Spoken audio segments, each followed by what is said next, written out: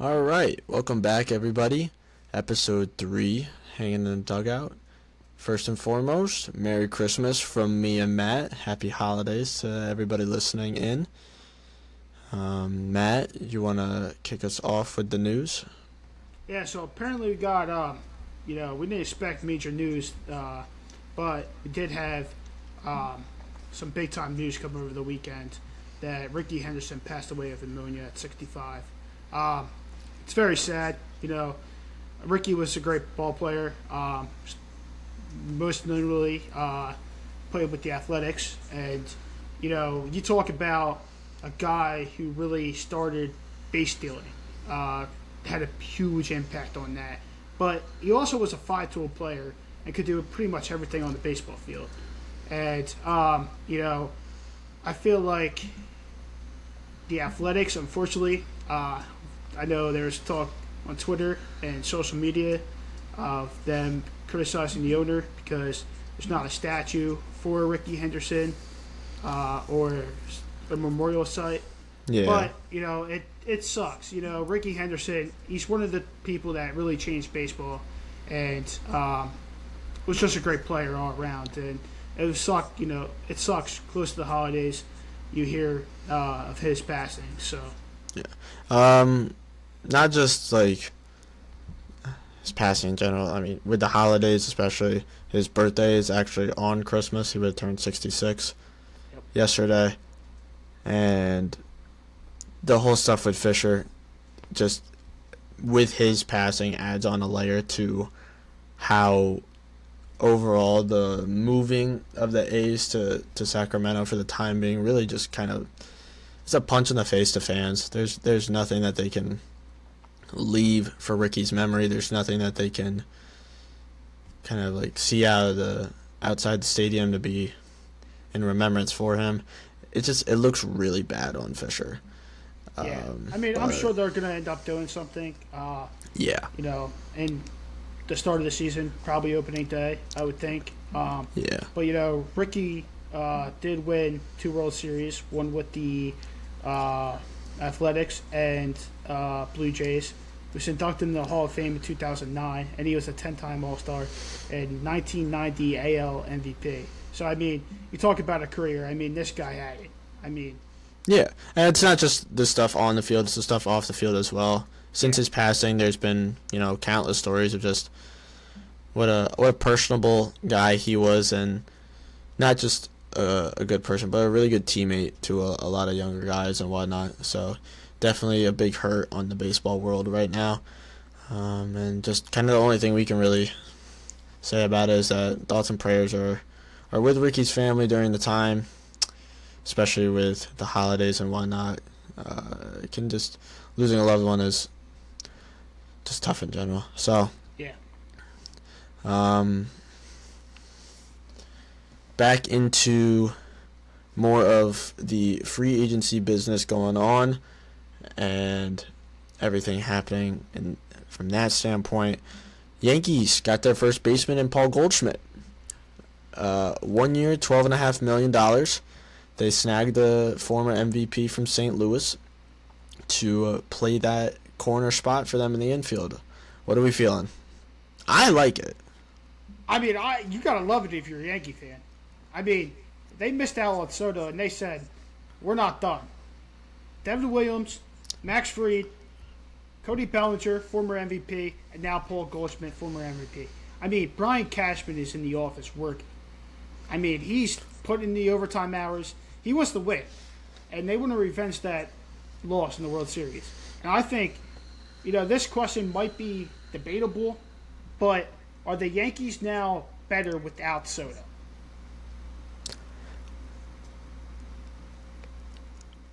I say yes. I say yes. I say yes right now.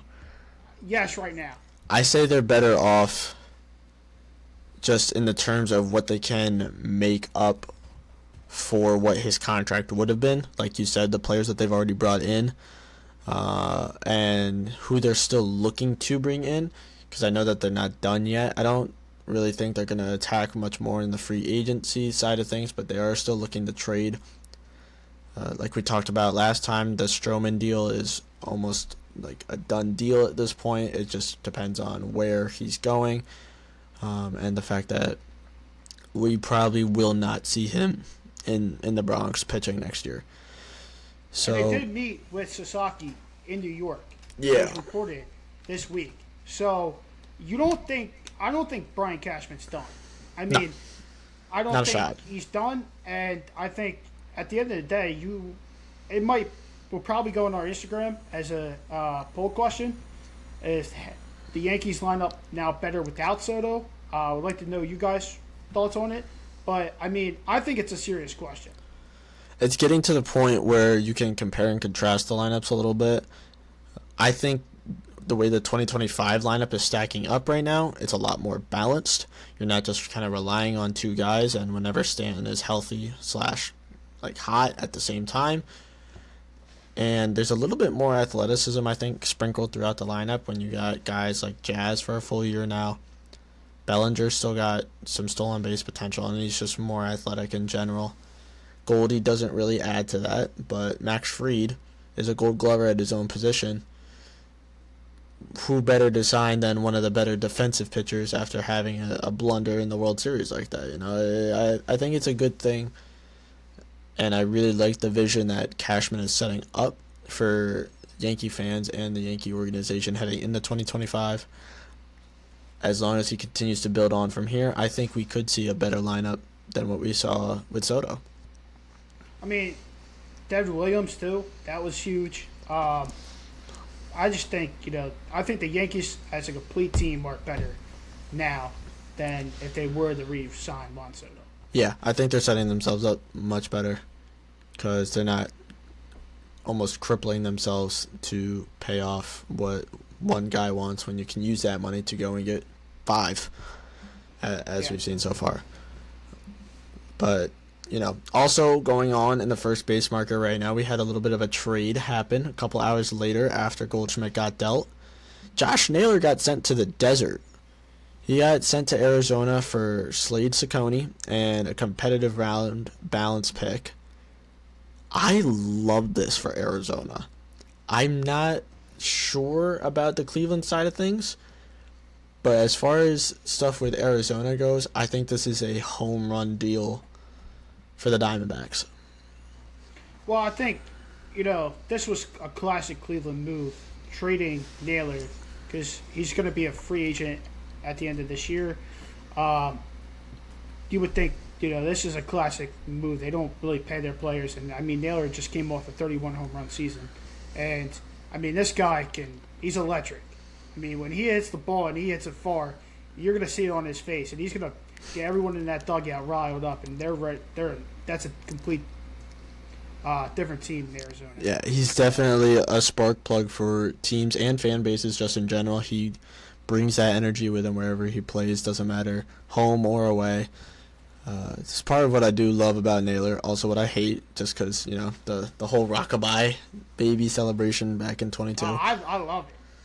I was against my team. I didn't really like it at the time, but I don't care. I still love it. Overall, obviously, last year he sacrificed a little bit of the average in contact for some more power, which I think worked to his benefit. Like we talked about, career high in both home runs and RBIs, and he has a good glove at first. So, although it's probably not the same level as like a Gold Glove kind of Christian Walker idea, I think you upgrade offensively getting Naylor, and he's also 6+ years younger than Christian Walker. So if you can retain him after the season, you really can build up that core in Arizona. You got something scary building over there in the desert. Yeah, I mean, this was a great move for replacing Christian Walker. I mean, you filled that gap quick. You filled it with a big-time bat. So, I don't know, it's going to be interesting to see how his numbers are going to play out in the desert. I think they'll play out similar. But I like it. I mean, I would love to know what the heck is a competitive, balanced round B pick. Like, you can't figure it out. I mean, what is it? I mean, I'm guessing it's just a draft pick, but it doesn't make. Some of the baseball terms they use nowadays doesn't make any sense. Well, good thing that's not the main part of the trade for Cleveland heading back. Their main part that they're looking at is Slade Zacconi, the former first rounder out of Miami. I think Cleveland could do something really special with Slade. I don't know what it is quite yet. They have some sort of pitching doctor, whatnot over there that just seems to turn guys you don't really hear much about into really solid rotation pieces, like Tanner Bybee, Tristan McKenzie. I think with Sacconi's stuff that he already has, getting him with the right coach, he could be an asset for Cleveland. Obviously, the stats that he put up last year is not exactly what you're looking for as a casual fan. What really jumps out at you specifically is the ERA being at 6.66. That's nowhere close to what you want on a major league roster. But I think getting him with the right coaching staff, putting him in the right spot to succeed, Cleveland could have a really underrated arm for them that could be a swingman, being a starter and a long relief guy for them in the next coming years. Yeah, I mean, we've seen this before when Cleveland just figures out a guy, and they must believe they have something, he has something, and they have something that's going to mesh well, because there's no way you're trading Josh Naylor who just hit 31 home runs. There's no way you're just doing that. So they must think he has something, and let's see if they can do it. Another thing that I really like Cleveland doing here with this deal is immediately pivoting and going out and grabbing a familiar face in Carlos Santana. Yeah, third time back with Cleveland. I mean, 1 year, $12 million. He'll be 39 come April 8th, around the start of the season. Yeah. I think it's a good deal for them. He's coming off 2 seasons in a row here where he's pretty much put up identical numbers. He had 23 home runs in both of 2023 and 2024. More RBIs in 23 than he did in 24. 240 average in 23 with a 747 OPS and a 238 average with a 749 OPS in 24. I mean, he's being this level of consistency at almost 40 years old. Getting him on a 1 year, $12 million almost seems like a steal for me to Cleveland. Yeah, I mean, Santana can still play baseball at 39 years old, and he's still good defensively. I think they'll try to mix him in the DH role a little bit just to get him off his feet. But you still, I mean, you wonder how much he has left. Is this the last year? But you just wonder. But I mean, I like their signing. I like how you traded a good piece, but you actually you're not neglecting it. You filled the piece right back up. So you get a better defensive guy in Santana, who's coming off a Gold Glove with the Twins, but you also get a guy that knows his way around Cleveland, knows his way in the locker room, already kind of has that connection with guys like Jose Ramirez, who's another older kind of veteran presence in that clubhouse. I think together they won't fall too short of where they just were being in the ALCS and whatnot, but I think they can very easily kind of put themselves back into a spot where they're contending for that Central Division, especially now that the Royals and the Tigers are right there with the Twins in them as kind of the headliners of that division. I think Cleveland is putting themselves in a good enough spot where they're not falling too far out of that four-headed race. Other big news, we had the Phillies on Sunday morning. They traded for Jesus Luzardo coming over to Philly for Starling Caba and Marion Boyd. Caba is the 4th-ranked prospect in the Phillies farm system, and Marion Boyd is the 23rd-ranked prospect. Man, do I love this trade. Jesus Luzardo has killed the Phillies. He is Bryce Harper's kryptonite, and we've seen it before. He had a big-time season in 2023. Did really struggle in the 2024. Had some injuries in 2024. But, I mean, this Phillies rotation is stacked. And I think also this gives Philly, if they are looking to move Ranger Suarez, who just hired Scott Boras as his agent, Ranger's a good pitcher. I think he will probably hit the market after this season, so the 2026 market, he's going to get paid. And, with Luzardo having 2 years of control, I love the move. But I think this can be a very boom or bust trade for the Phils. I lean more towards boom just because of your middle infield situation as it is.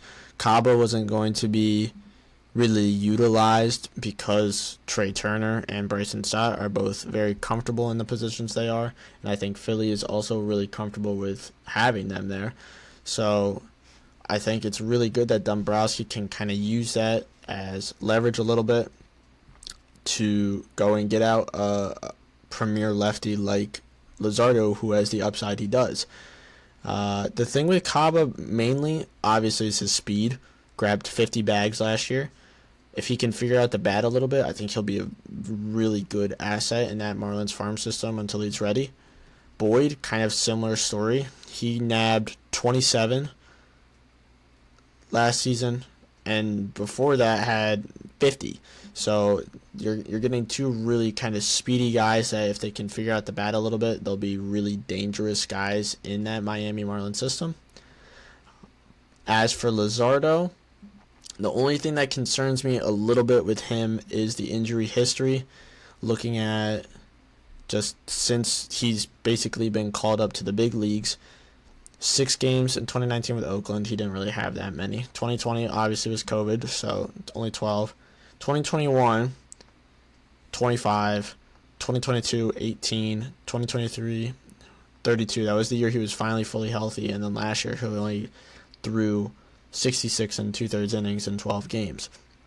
So the only thing with Luzardo that concerns me is kind of the injury past, and if he can work past that to become a reliable long-term starter for Philly, because you throw him in that mix of him, Cristobal, Ranger kind of at the back end of that rotation, you really got a solid 5-headed rotation in Philly that lineups don't really get a break from, and you can really just kind of pummel it to your opponents.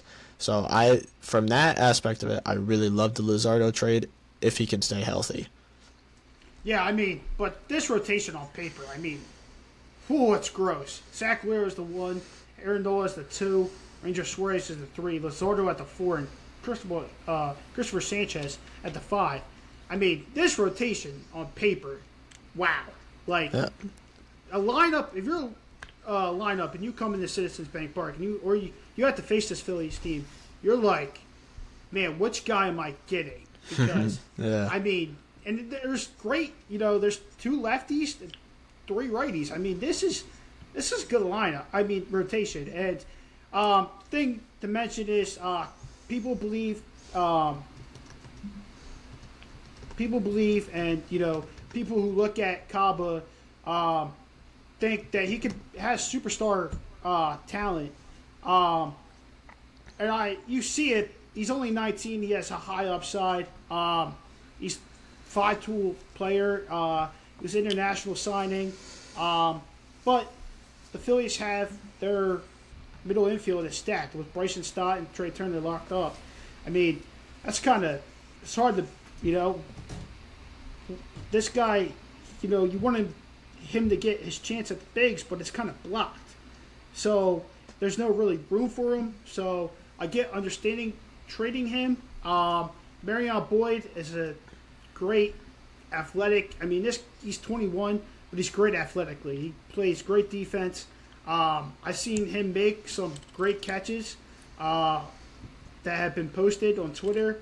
But I think for the Marlins, in a couple years, looking back at this trade, this might be a trade that we're like, wow, these 2 prospects were good, and they might be good at the big league level. Yeah. More again coming along the lines of like that boom or bust trade a little bit, which it could boom for both sides, it could bust for both sides, honestly.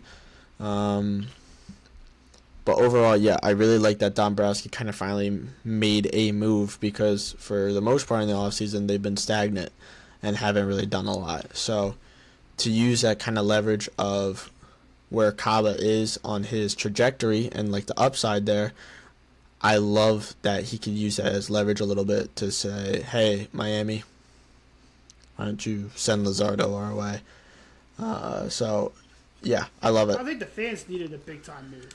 I mean, the fans were not happy with how they lost to the Mets, especially myself. And we were like, something needs to change. And yeah, Philly was starting to get a little restless.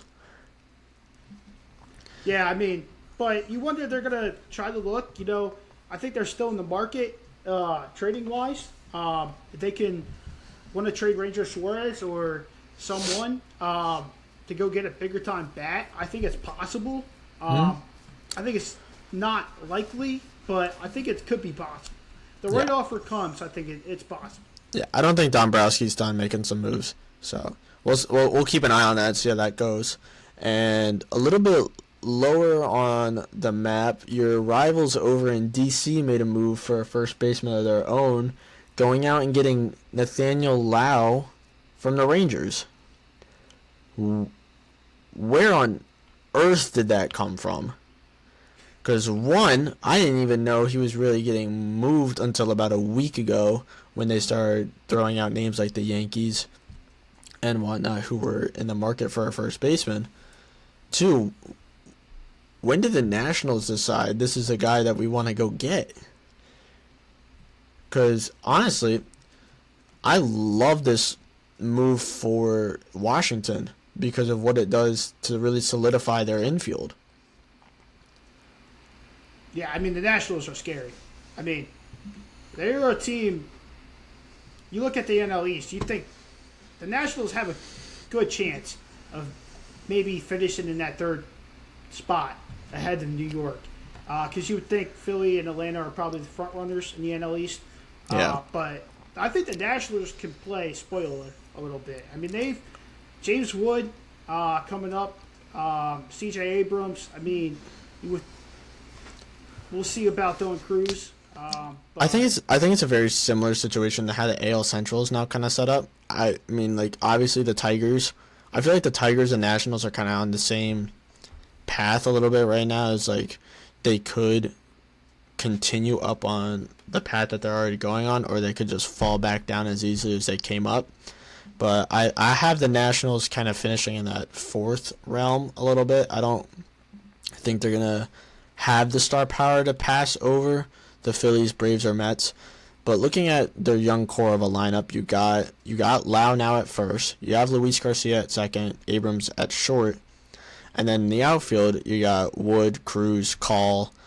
Like, you have the young guys there that can really step up and put your team back on the market. More so, I think where they need to start focusing on a little bit is getting a solidified starting pitcher because their rotation is weak. You have Gore, you have Hers. That's kind of it a little bit. Josiah Gray is still there. He hasn't been great the last 2-ish years. But outside of that, your rotation isn't really that great. Your bullpen is decent when you got guys like Finnegan at the back end. But I think if they switch the focus a little bit more now that they got a big bat in Lowe to getting more pitching, Nationals could make a name for themselves here in the next 2-3 years. Yeah, I mean, I wouldn't be surprised. I mean, they have a good source of young talent coming up, so. And then Robert Garcia going back to the Rangers in that trade. Honestly, to me, the Rangers got fleeced here. Like, yeah, I totally agree. But there's not a lot going here for Garcia. He's bounced up and down from minors to majors.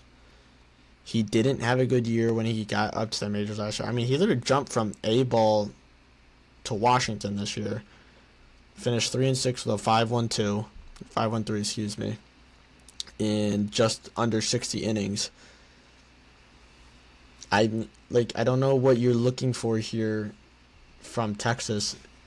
It's a little bit of a head scratcher getting that kind of arm back, especially when it seems like their plans for their rotation are as blocked up as they are already when you have Leiter and Rocker kind of bouncing up and down from the minors already.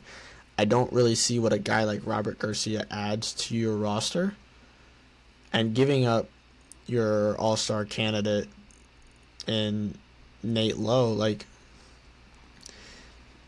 I feel like you could have gotten a little bit more if you're Texas, but Yeah, I mean, I think they got fleeced, but we'll talk about their next signing, but before that, we had big news at like 1:51 in the morning. Sean Manaea is headed back to Queens on a 3-year deal, $75 million, and the Mets figured him out. Crossfire, you gotta love it. If you're a New York Mets fan, you get Manaea back, and I think it's a good deal. I mean, when you figure out something with a guy, I think you want to keep that relationship, and I think he likes it up in New York, and I think this is going to work out for both parties. yeah, I love Manaea heading back. It's his best year since 2021. He finally, like you said, got something figured out, and I think the relationship is already there with the pitching coach, like the coaching staff, the front office. And to be honest, from what we've seen just of him in game and whatnot, I think he loves the atmosphere in New York. I don't know why he would want to come away. And Cohen was like, all right, let's work it out. Gave him $25 a year, and now he gets to stay in Queens for the next 3 years. It's a really good piece for the Mets to retain to their rotation. He was big in that postseason run. I mean, he was pretty big in that postseason run. So I think, the Mets need starting pitching, and I think this is, great signing for them. They get it back. So They couldn't hold on to Severino, so they definitely needed to get Manaea back. definitely needed Manaea. So now you can put him at the 2 there, right behind Senga, and work from there. They can still get in the Sasaki mix. I mean, Yep. They met, like we said, the Yankees met with them. I'm sure. I'm sure Cohen will dip his hand into the cookie jar there and try and get the some. The only team not to meet with them in New York were out of the interested teams were the Phillies. The Phillies did not meet at all, but the Yankees, Mets, and Cubs all met with him up in New York. So this past week, so it's definitely something to keep an eye on. Yeah. Back to Texas, Jack Peterson, little 2-year, $37.5 million deal. I don't know. Like, thinking about some of the moves that Texas has already made this offseason, I know kind of like an idea of where I think Jock Peterson fits, but I don't know how they're going to necessarily use him. Obviously, the move to get Berger from Miami was kind of a precursor to sending Lau out. But Jock doesn't really play the field anymore. He's really more of just kind of like a righty killer DH. I guess you can flip that on and off with Berger. But nonetheless, numbers are still good. He's coming off a really good year in 2024. 23 home runs, 64 RBIs, 275 average, and a 908 OPS in 132 games. I don't hate the signing for them. It's just more of like, where does he fit kind of idea. You know what I'm saying? Yeah, I mean, I think Berger will play the everyday first base with Peterson being the DH. That's what I saw on MLB Network. That's what was projected. That's all projections. You never. Well, because obviously they're not going to move Josh Young, who's like a Gold Glove caliber third baseman, out for Jake Berger. Right. I mean, the key thing to look at in the Jock Peterson deal is there's an opt out after 1 year, so we could see Jock's bat on the move again. So possibly. I love it. Jock Peterson, you get 2 years, $37 million, and you get an opt out. So after the first year, so if things don't go well. Yeah, and he'll be 33 come the end of April. So he's kind of hitting that end a little bit of where most major league players' primes are. So kind of this being his last big deal almost before he kind of hits that point where he's just a little bit of like a 1 year signing kind of idea. I like it for Jock. I like it for the Rangers. we'll see kind of how they work him more into the lineup. Um, but yeah, moving on to another former Dodger, Walker Buehler is heading to Boston on a 1-year, $21.05 million deal. Crap. Like, as a Yankees fan, I say crap because he just, he demolished us in that ninth inning. But I think Walker Buehler's on a mission on this 1-year deal, and it didn't matter where he signed. It's just the fact that he's now joining a already, I would like to say, excellent Boston rotation now. They got that much better adding him just even on a 1-year deal. Well, they got so much better this offseason. They added Crochet, they added Walker Buehler and now you got to remember they also have Lucas Giolito. This Boston rotation is stacked. I mean, this is a good Boston rotation. And if I'm a Yankees fan, I'm a little bit worried because might be the next team up to challenge the Yankees in the AL East. So yeah, them and Baltimore, I think, are still kind of like the two biggest concerns. Toronto's always a question mark because they can make as many moves as they want and somehow it still falls flat. And Tampa Bay is always just taking people from your local Walmart and taking them and making them superstars. So you never really know with Tampa Bay. But looking at Boston's rotation now, you obviously have Crochet. You still have Brian Bayo, who, even though he had kind of a down year, is still one of their better young arms. You got Cutter Crawford. Like you said, Giolito coming back from the injury. They got a decent amount of arms they can just throw out at you. Boston's going to be a really well-built team. And I really hate admitting that because I hate them so much. But adding Walker Buehler, especially since this was just the number of the qualifying offer that the Dodgers had for him that they didn't offer him, I think this works out in Boston's favor and Walker Buehler's favor, to be completely honest with you. Well, I think he kind of figured he probably wasn't going to end up back with the Dodgers after the Blake Snell signing. So no, I don't think he wanted to take like a backseat reliever role there either and really cement himself more as kind of like that closer idea. I don't think he wanted that. Everything pointed to him leaving. It just was more so of where. At first, it was New York because there was a lot of attention being drawn saying that there was mutual interest between both sides. Obviously, that fizzled out somewhere, and now he's shipping up to Boston, which I'm a little worried about. Yeah. In other news, we had the Pittsburgh Pirates, and they re-signed the fan favorite Andrew McCutchen to a 1-year deal. I love it if you're a Pittsburgh Pirates fan. Yeah. Get Kutch back. I mean, what a great way to have an older vet player to help a younger core. So just a good guy to have in the clubhouse regardless of where he is. But I think Pittsburgh's just where he belongs. And no matter how many years he decides to keep on playing, because he seems to just keep on adding one more year to every single time we think he's done. I think he's going to help out a lot because you still have Brian Reynolds there, and you can use him and just help O'Neal Cruz kind of learn that center field position a little bit better. You can just and Kutch is obviously just a really big kind of personality. So regardless of the on the field product, you're getting a really good off the field product as well. And so keeping him in Pittsburgh is obviously something that I think both sides wanted. I think it works out for both sides. It's a good deal. Yeah, in other news, we had also, back to the Phillies. Phillies signed veteran right-hander Joe Ross to a 1-year deal of $40 million. Ross is going to probably fill that swingman, from what I've heard.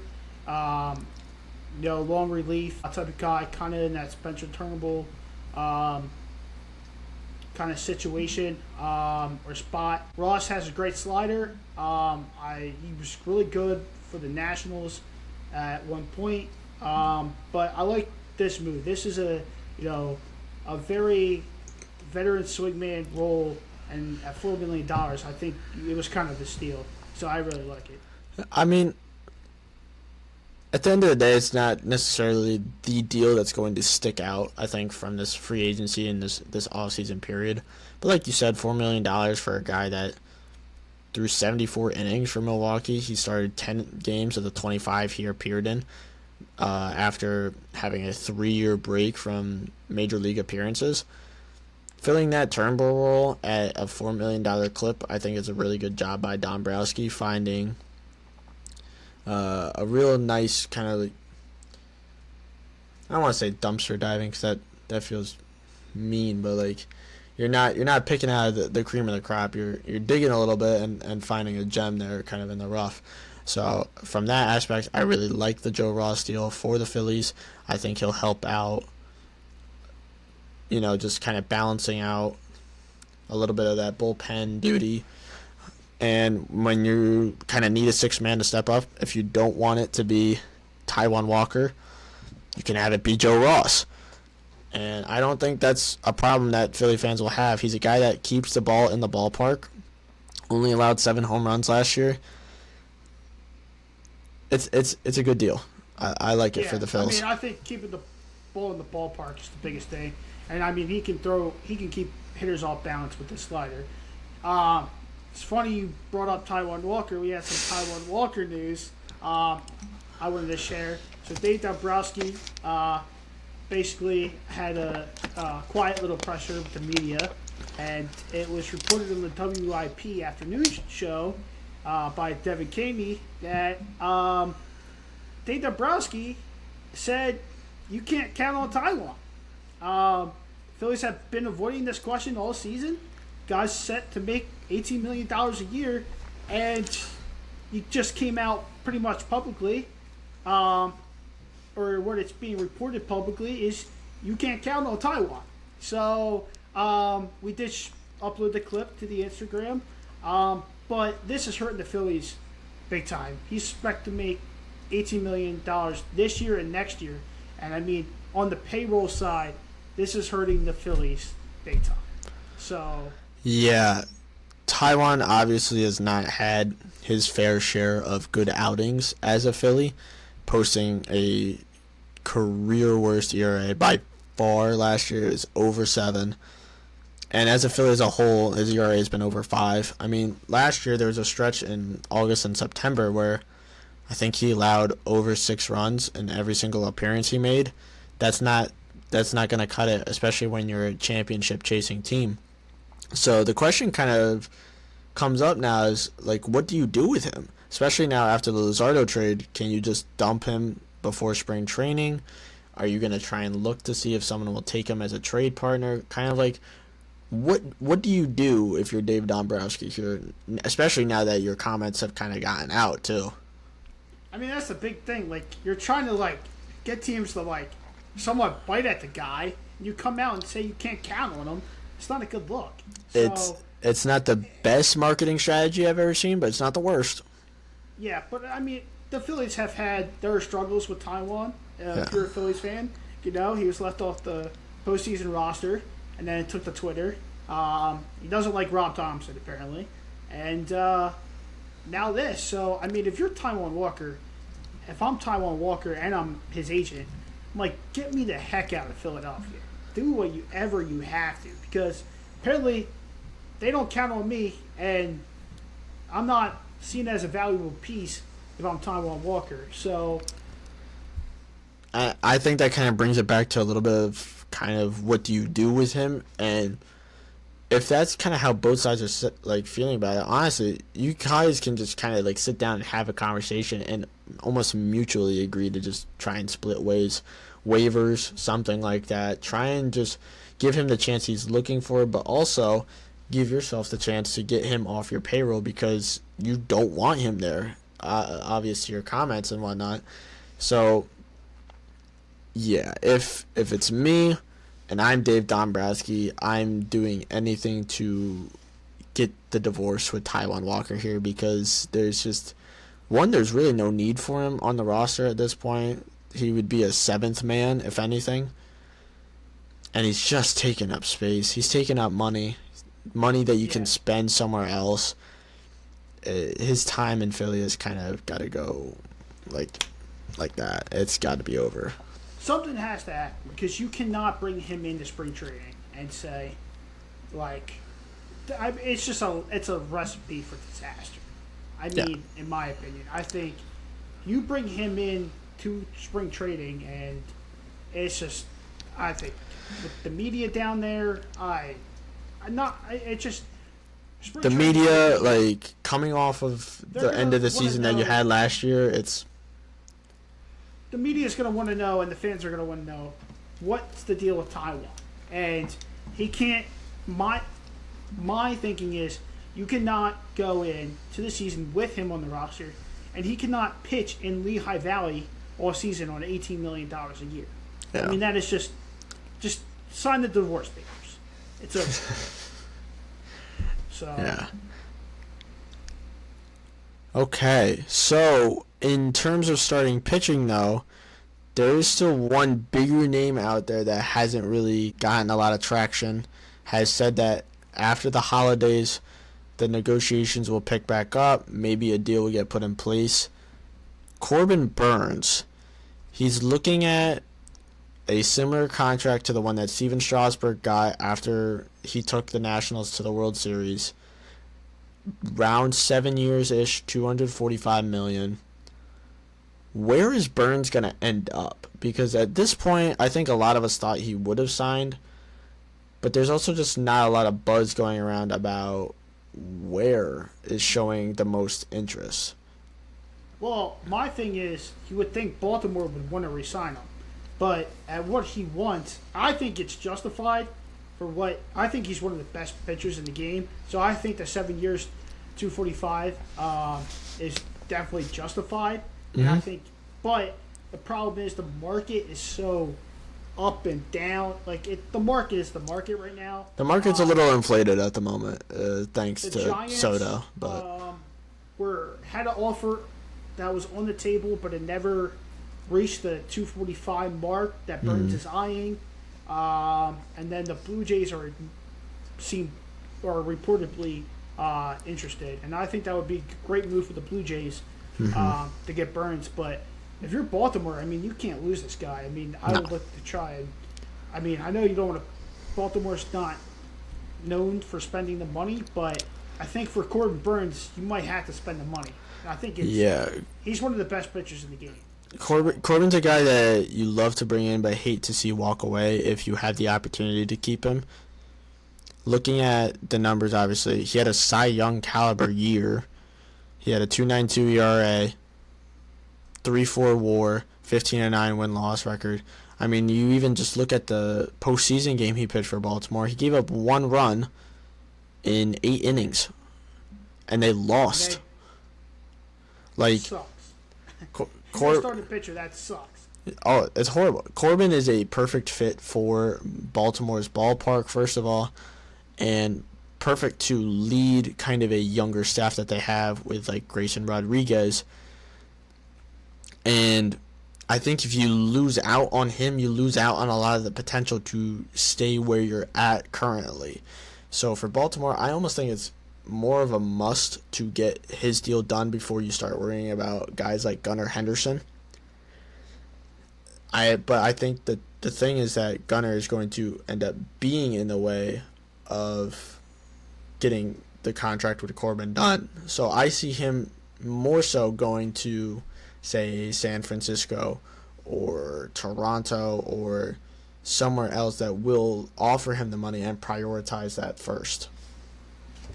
Yeah, I mean, but we had another big contract talks.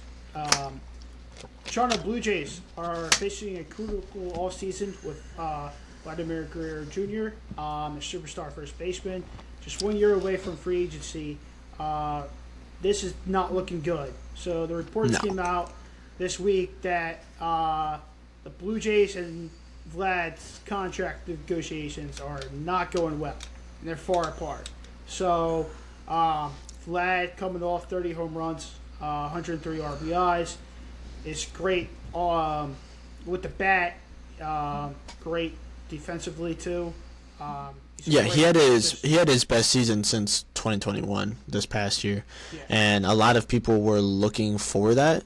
Not necessarily saying that Vlad had bad years in 22 and 23. He's actually really good. Just a lot of people don't recognize that because of how good he was in 2021.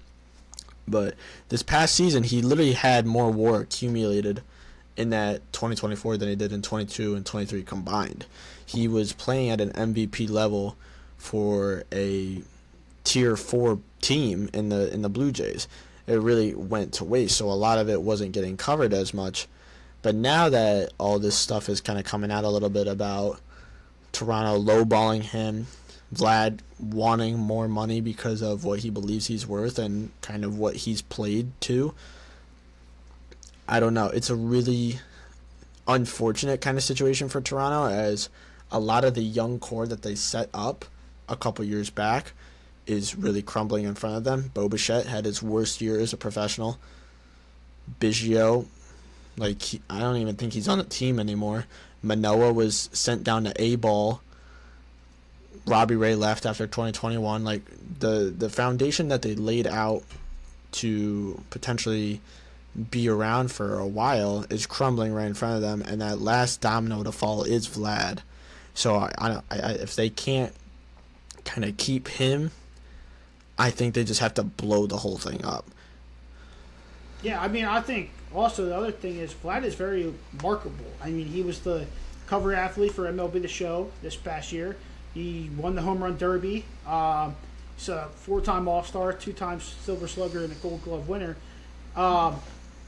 He's one of the best in the game. The reports that I saw on Twitter were it's not 100% true, but it's coming from pretty good sources. And the reports were the price was started at $300 million, and Vlad said not even close. So you wonder if he's looking for a Soto type deal. But Vlad will be. I don't think Vlad will get that, but I think he does. I hope not. You know how bad that'll blow up the market as a whole, like the inflation that'll cause. But that's where the market is right now. I mean, for a young superstar, we just seen a young superstar get $700 million. I mean, if Vladimir Guerrero gets more than $800 million, baseball is going to plummet on itself. Yeah, I mean, the market will. The market's going to be. I think if Vlad gets over 500, it might kind of go insane. I think for Vlad, the kind of perfect middle spot is 425 to 450, depending on what he does this coming year. Like, he's already proven that he's worth kind of that big paycheck, that big payday. But I think if it breaks over that 500 mark, that baseball's going to be in trouble. I'm not going to lie to you. Yeah, I mean, that's when you think about adding a salary cap into baseball. But we'll see how this turns out. I think it's motivation for Vlad to go have a great season and, go get his monies. I'm excited to see what Vlad will do this year. Not against my team particularly because he owns us, but this is definitely his big prove-it year to show all of baseball, especially Toronto, because I think for the most part he does want us there. I think he likes it in Toronto, but it's kind of his time and his year to really say, hey, I'm telling you how much I'm worth, and now I'm showing you why I'm worth that much. It's a big year for him in that standard. So I'm excited to see what he does. You wonder if they're so far apart that the Jays would look to do a trade, if it's that far apart. If it's that far apart, would you trade Vlad? I think if it's that far apart, I would look to see what I could get. But at the same time, you got to also look and say, hey, we just made this deal for Andres Jimenez not too long ago. We're still trying to put ourselves into a position to win here. I don't really know how well shopping Vlad will go over, just in terms of like what direction that you're trying to take your team as. Now, obviously, the season can start and the team just start plummeting a little bit, and Vlad can still be doing his own thing and playing Vlad baseball, basically. And at that point, you can start shopping him and see if you can deal him at the deadline. But going into the season, I don't think that can be the thought processes. I think the thought process has to be that, like, this is the year that we gotta show that we're going in the right direction so that he stays. Because he's a guy that you can build your team around and a guy you want to build your team around, especially if you're Toronto. Yeah, I mean, it's just hypothetical, you know. It's that far apart, and it's not going well. I'm sure the contracts negotiations are going to get bigger as you go into spring training. We'll hear more. We get more into the season. We'll hear more. We'll probably hear about trade deadline again. You know, seeing where the Jays are at. But, you know, this is Vlad's year. If you want that big time money, go win the MVP in the AL. So I could see him doing it, especially without Shohei now. If he can put up a similar year to the year he put up in 21 when he lost to Shohei, he very well could walk home with the hardware. So I'm excited to see what he does. But I think that will wrap everything up for what we got to cover here on episode 3. A lot of good stuff, a lot to digest, and a lot that went on. I mean, we say this every time, but I don't think a lot is going to happen, just especially with the holidays being around right now. You're jinxing it. You're jinxing. Nah. You said this the last time, and then look what happened. But yeah, all in all, we probably will not make a new episode until the new year. Probably we might put one out right before. But all in all, a lot of good stuff and a lot to look forward to for the baseball season. So for me and Matt, thank you all for listening. And until next time, we're going to be hanging in a dugout.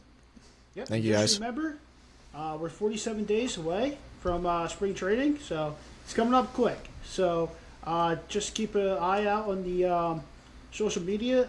We're keep you guys up to date on what's going on with the podcast and what's going on in baseball with transactions and whatnot. So other than that, I think that's it. So we'll just be, like you said, Dylan, hanging in the dugout. Thank you, guys.